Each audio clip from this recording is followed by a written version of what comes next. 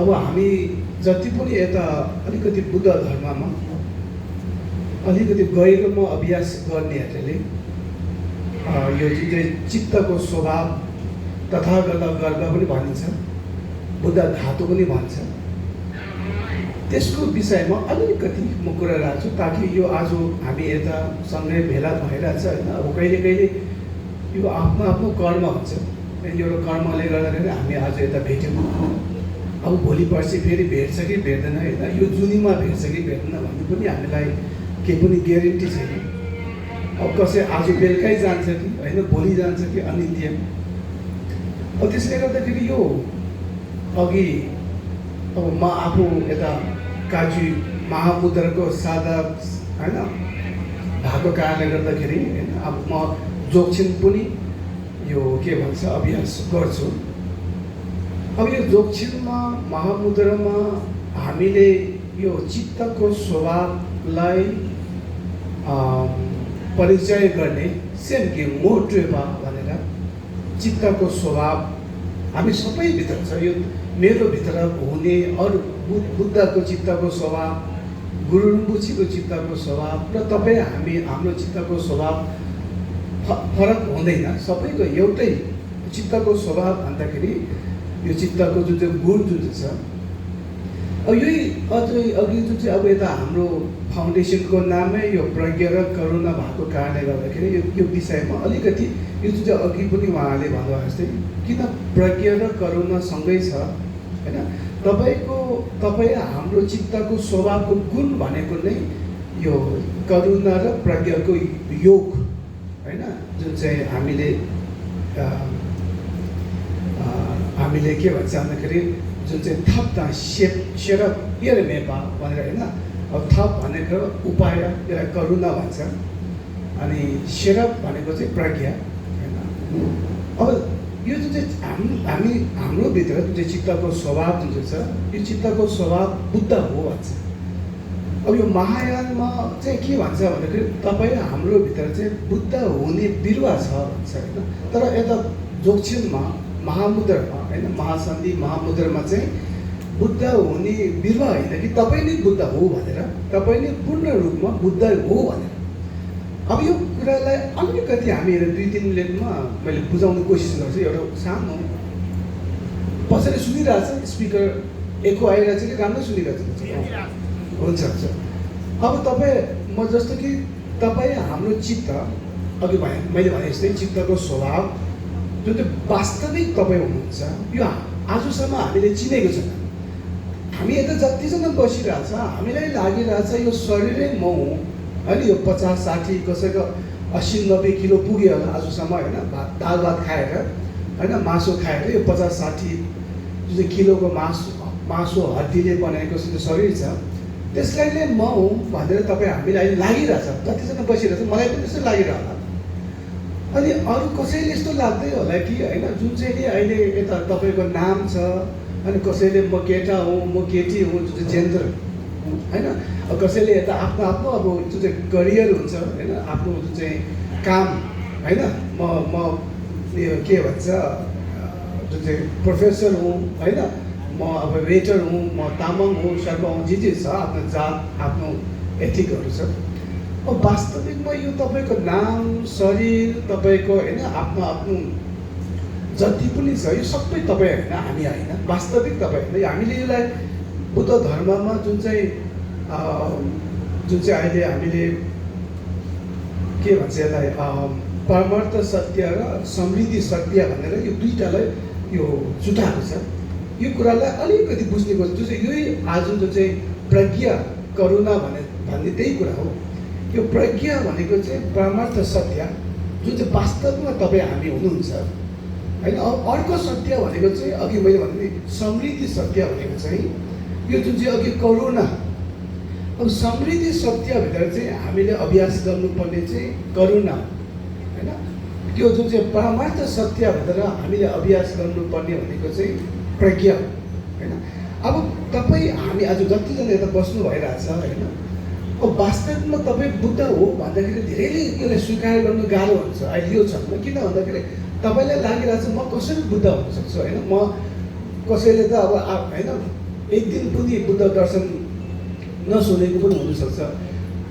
यो बुद्ध भन्दाखेरि यो बुद्धिस्ट हिन्दू क्रिस्चियनको बुद्ध भनेको होइन।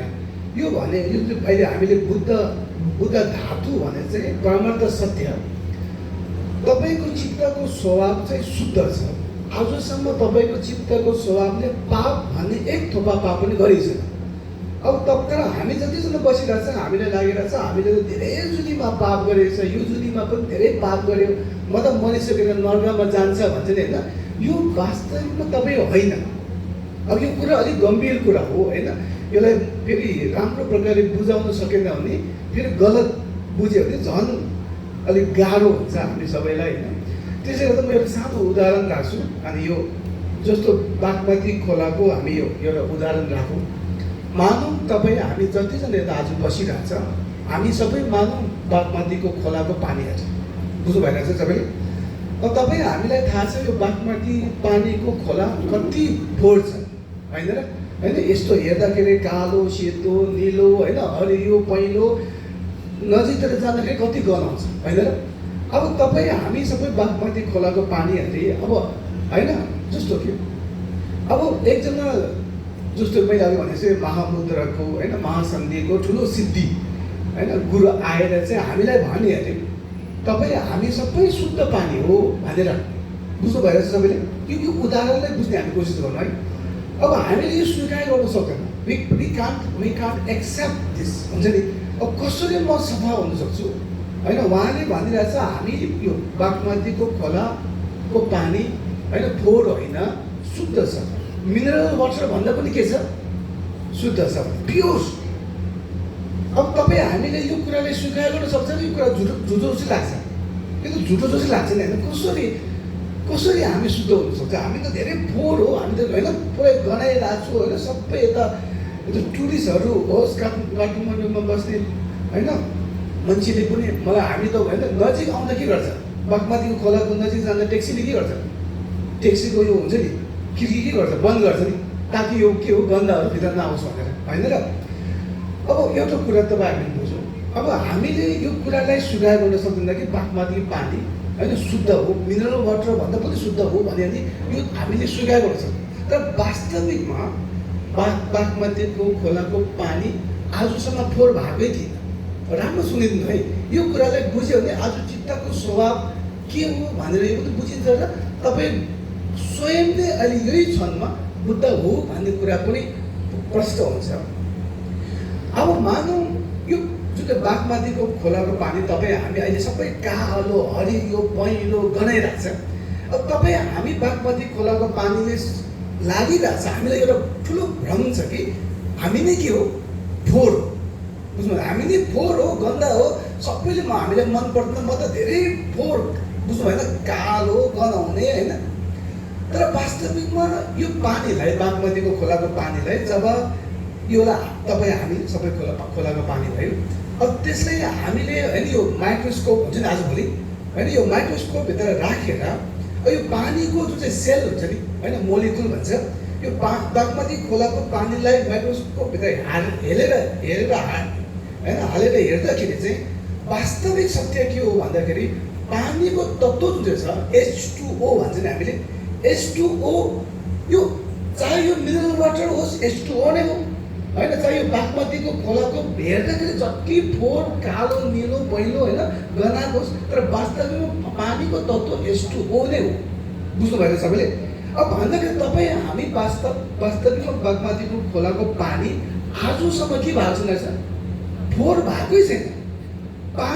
पानी हो, फोहोर जति बागमतीमा जुत्ता छ प्लास्टिक छ होइन अरू जति पनि यो ब्याक्टेरिया हुन्छ नि यो गनाउनेहरू ब्याक्टेरियाले गनाएको होला। अब यो ब्याक्टेरियाहरू छ, प्लास्टिक छ, जुत्ता छ, फोहोर छ, यो माटो छ, के छ यो त पानी होइन नि। पानी त के हो? Water is water. बुझ्नु भएन?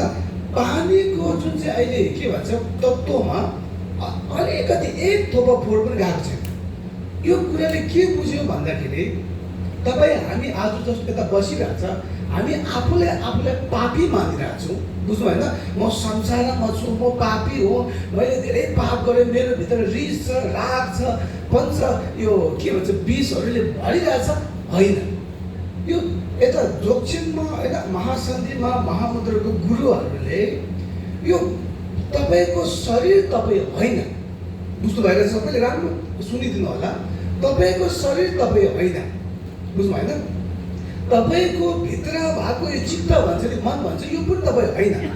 चाहे यो अर्ध चेतना होस्, आलय चेतना होस्, जहाँ चाहिँ तपाईँको पापहरू सबै थुपारिरहेको छ, यो आलय चेतनै तपाईँ होइन। वास्तविकमा मैले कुरा गरेको छु, बुझ्नु भएको छ? मैले भन्नु खोजेको चाहिँ परमार्थ सत्य वास्तविक तपाईँ चाहिँ होइन एउटा एक थोपा यो पापले छुकै छैन आजसम्म, चाहे यो लाखौँ करोडौँ जुनीले किन नलिएको होस्।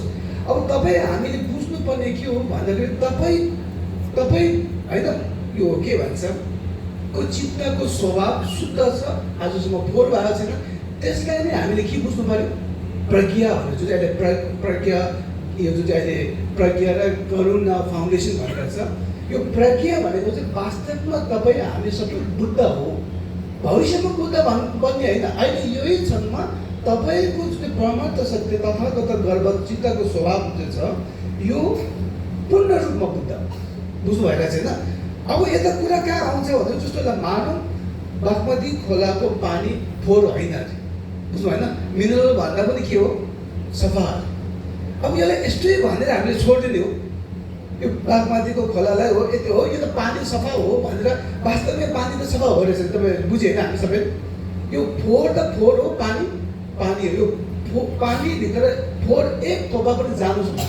पानीको तत्त्वभित्र H2O भित्र पानी फोहोर गयो त्यो त H2O नै भएन नि, होइन? H2O नै होइन भने त पानी नै भएन नि। त्यसैले गर्दाखेरि पानी पानी हो, फोहोर फोहोर हो। यो कुरालाई हामीले आज बुझौँ भन्दाखेरि पाप हो। तपाईँ परमार्थ सत्य चित्तको स्वभाव होइन, हामीले धर्मकाय बुद्ध भन्छ, तपाईँ हामी सबै धर्मकाय बुद्ध हो होइन। जति पनि पापहरू छ यो अघि जस्तै प्लास्टिक फोहोर भेट्टेहरू यो आफू, बुझ्नु भएन? यसको मालिक हुने हामी कोसिस नगर्ने हामीले होइन। अब यो भन्दै भन्दा मैले भने यो प्रज्ञा भयो।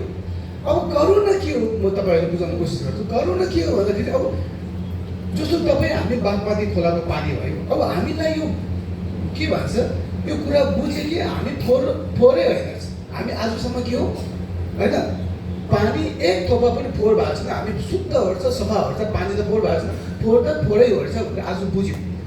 अब यति बुझेर हामीले बागमती खोलाको पानीलाई त्यतिकै राख्ने हो कि यो फोहोरलाई टिप्नुपर्छ, सफा गर्नुपर्छ? तपाईँहरूले भन्दैन सफा गर्नु पर्यो नि।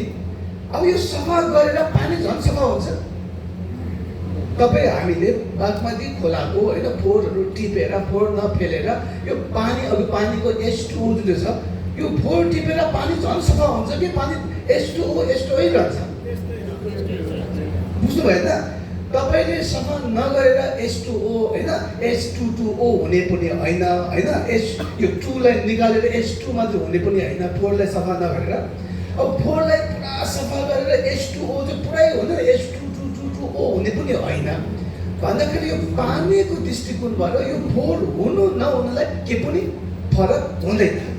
तर अब जति पनि बागमती खोलाको नजिकमा बसिरहेछ होइन, जतिजना घर परिवार छ, नानीहरू छ होइन, अब यो फोहोरलाई सफा गरेर भने यसले के गर्छ होइन, रोगहरू होइन मान्छेलाई हुन्छ। हामी हिँड्दाखेरि त कति अप्ठ्यारो हुन्छ होइन, पानीलाई हेर्दाखेरि हामीलाई होइन अनौठो लाग्छ होइन, र कसै अब नजिकमा बस्नेहरू नानीहरू बिमार पनि हुन सकिन्छ। त्यसले गर्दाखेरि अब यो बागमती खोलाको पानीलाई सफा गर्नु चाहिँ कसको लागि हो? यो नजिकमा बस्ने जति पनि के छ को बसिरहेछ होइन, मानवहरू जति बसिरहेछ उहाँहरूको लागि चाहिँ हामीले के गर्नु पर्यो? फोहोरलाई सफा गर्नु पर्यो। यसको मतलब के हो भने कसैले फेरि गल्ती के बुझ्छ भने तपाईँ हामी सबै बुद्ध हो भने त मैले किन यो मेरो पाप किन शोधन गर्नु पर्यो, मैले किन धर्म गर्नु पर्यो, म त बुद्ध भइसकेँ। अब यस्तो हुन्छ धर्मकाय बुद्ध चाहिँ तपाईँ बुद्ध भइसक्यो स्वयं, अहिले यही क्षणमा तपाईँ बुद्ध हो। अब कुरा कहाँ आउँछ भन्दाखेरि चाहिँ प्राणीको हितको लागि चाहिँ हामीले निर्माणकाय बुद्ध भने फेरि अर्को बुद्ध हुन्छ। यो चाहिँ शरीर बुद्ध भएर जानुपर्छ। तपाईँको वचन बोलाइ होइन, तपाईँको सोच भन्दाखेरि यो तन मन वचन वास्तविकमा तपाईँ त होइन, तर भए पनि तपाईँको छोराछोरी बुवा आमा दाजुभाइ दिदीबहिनी सबैले यही शरीरलाई तपाईँ मानिरहेछ।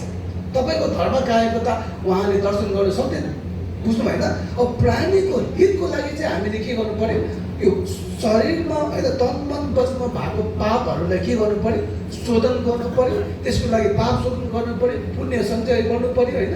यो आफ्नो लागि होइन, कसको लागि हो, प्राणीको हितको लागि। आफ्नो लागि त तपाईँ यही छ, म धर्मकायक बुद्ध हो भनेर पूर्ण रूपमा स्वीकार गर्नु तपाईँको आफ्नो होइन, जहाँ पुग्नु पर्ने छ यो पुगिहाल्छ, यही छ। तर प्राणीको हितको लागि हामीले के गर्नुपर्छ, के गर्नुपर्छ होइन, अब धर्म गर्नुपर्छ, पाप शोधन गर्नुपर्छ, पुण्य सञ्चय गर्नुपर्छ होइन। त्यसले गर्दाखेरि यो आज जुन चाहिँ प्रज्ञा करुणा गरेर छ, प्रज्ञा आफ्नो लागि हो होइन, करुणा कसको लागि हो, प्राणीको हितको लागि। यो करुणा चाहिँ यो समृद्धि सत्यमा चाहिँ हामीले प्राणीको हितको लागि समृद्धि सत्यमा चाहिँ करुणा होइन यो गर्नुपर्छ। तर परमार्थ सत्यमा चाहिँ तपाईँ न जन्म भएको थियो न तपाईँको मृत्यु हुन्छ। वास्तविक तपाईँ शरीर त जन्म भयो, मर्छ, बिमार हुन्छ, बुढो हुन्छ, मर्छ। तर वास्तविक तपाईँ कहिले पनि जन्म भएको थिएन, कहिले पनि तपाईँको मृत्यु हुँदैन। तपाईँको वास्तविक तपाईँ कहिले पनि संसारमा आएको थिएन, तपाईँ कहिले पनि निर्वाण पनि हुनै पर्दैन।